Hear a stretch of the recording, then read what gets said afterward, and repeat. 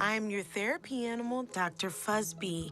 Greg? Oh, hey, it's actually a scene trailer this time. I thought we were going to have to deal with metaphor trailers in front of green screens for the whole marketing for this. I was so mentally prepared to try and pinpoint what exactly it means for a scene other than these animals exist. So good to see Disney can't fully double down on the, hey, we're going to do some more funky marketing.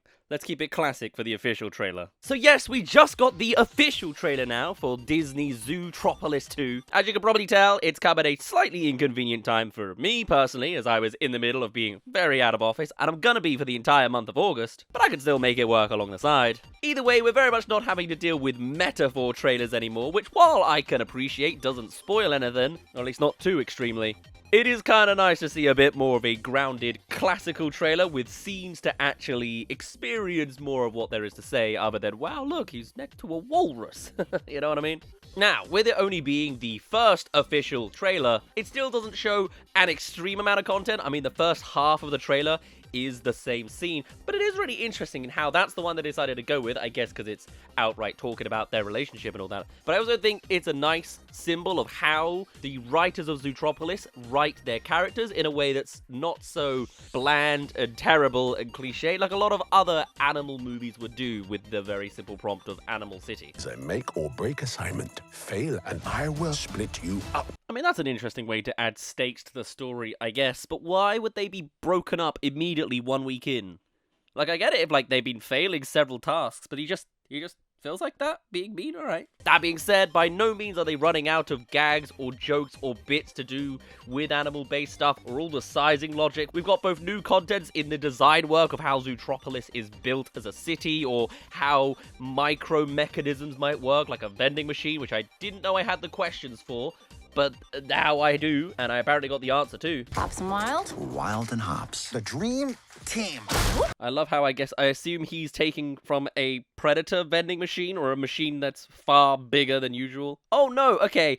The vending machine itself has different sized cans depending on what you want. Man, I'm not surprised the guy just goes for the bigger portions. If that's just available in every vending machine, it should be. Can I eat, maybe not carrot soda, but jumbo cans that are the size of your entire torso? That sounds brilliant. Whilst at the same time, I think this just looks to be a good, nice, simple romp. I think a lot of times when it comes to Disney sequels, they can be such hardline make or break, you know, greats or terribles. Sometimes you get a Lightyear or well, I guess a lot of the DVD sequels of the old Disney stuff. But at least when it comes to 3D animation and a simple number 2, not a number 5, I think generally you're set for a good, classic standard sequel, because it just needs to be more of the same, and I'm quite confident at least that with the Zootropolis universe there is plenty to still run with, such that they can keep that quality up. We've been official partners for 1 week. Happy anniversary! Wow, it's literally been a week and we're already moving on to the next piece? It's so weird to think how slow the Zootropolis universe works, because we already had a Disney Plus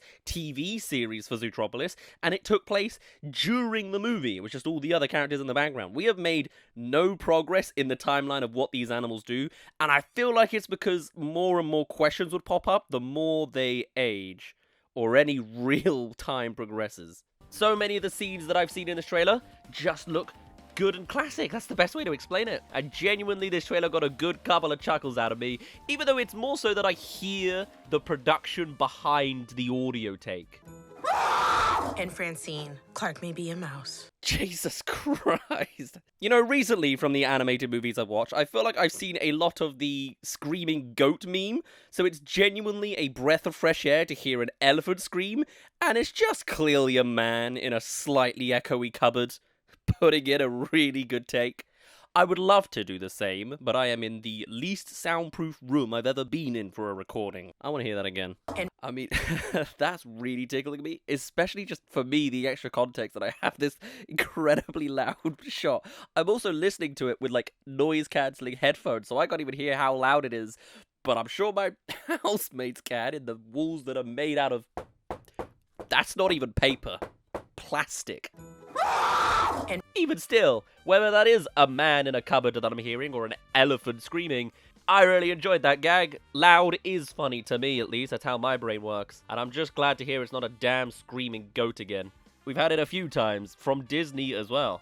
Now, in case you weren't aware, we do already know a little bit of the detail of the plot of the sequel, in that this is very much an undercover mission, and I guess you can kind of tell from the visuals of some of the footage here by the fact that they're in casual clothing most of the time. And it seems to be all centering around how a snake has never been in the city before, so the number one suspect is Ki Kwan. Even though we can clearly tell he's good from all the other marketing, it'll roll into its things eventually.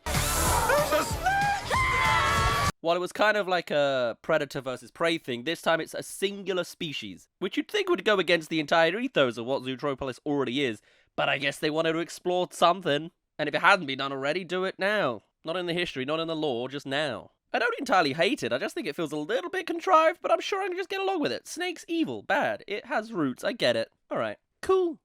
Big mystery to solve, it all turns a flip on its head.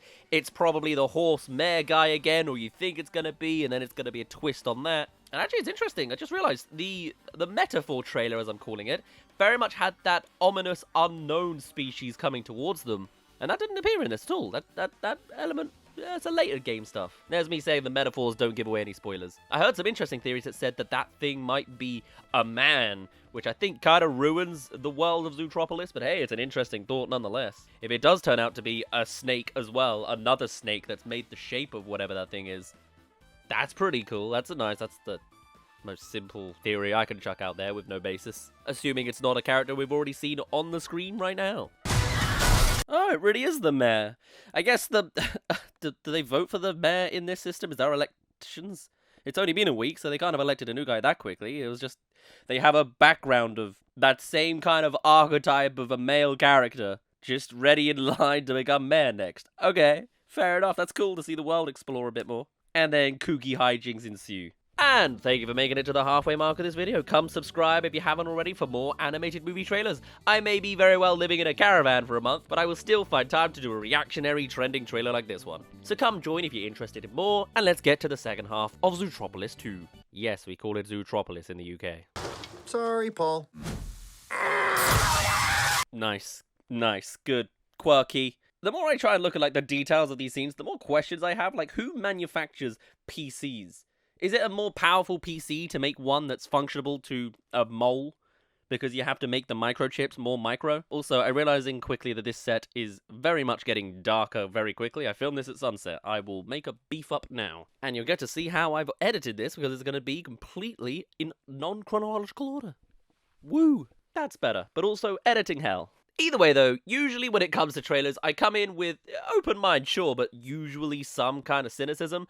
But I think for this, as much as it is a sequel and it's running on IP and it's a little bit lazier than the usual stuff I would hope Disney would do, I think this looks pretty good. Solid and nice. Good and classic. What can I say? There's a couple red flags here and there. I don't know if they're actually repeating themselves in some places. Is this scene in the movie again? This is like the post-credits, I think, of the first movie. If they do it again, I don't like it. Like, what? We don't need to play. I mean, like, did not enough people see it for you, Disney, in the post-credits? No, it was the ending. It wasn't even post-credits. It was just the ending. I don't want to see the sloth again. If you can't tell another joke with the sloth, leave him out. You gave him a nice little extension in the series, and that worked great.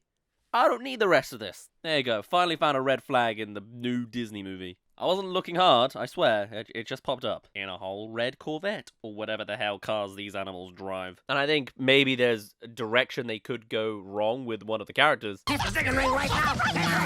Oh, they've also kind of done the mafia boss a little dirty here. I prefer him when he's chiller and you can't see his eyes. Having him actually be cartoonishly angry, I feel like takes away from him a little bit. In just a little way. Unless this is not the same mafia boss, it's just parents. No, I mean, it looks exactly the same design. Like, I feel like he should have a more intimidating tone rather than cartoonishly. Oh well.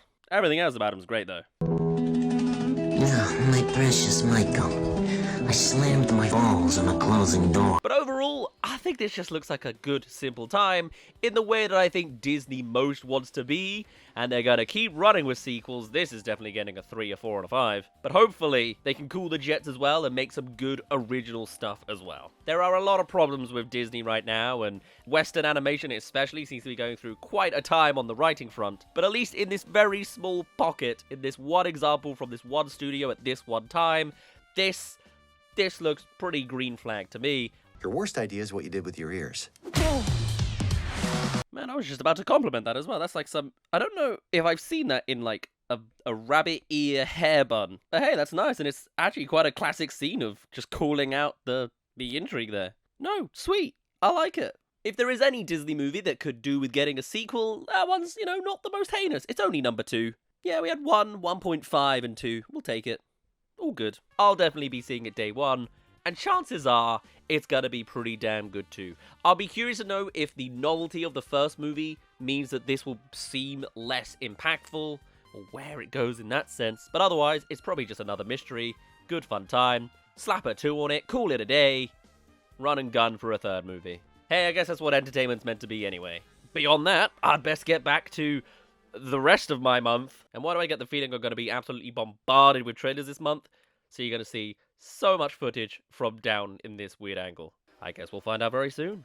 For now, though, my name's been Daz. Thank you very much for reaching the end of this video. Do tell me your thoughts on Zootropolis 2. Is there a red flag you spotted that I didn't? Or overall, are you just quite good and happy with it? I'd love to hear all of your thoughts and more. And I shall see you all in a little bit. Cheerio. But for now, we begin by greeting our teammate. Man, okay, this really is like a trailer 1 after the metaphors. We are a third of the way in and it's the same scene. Oops, I think I've been duped.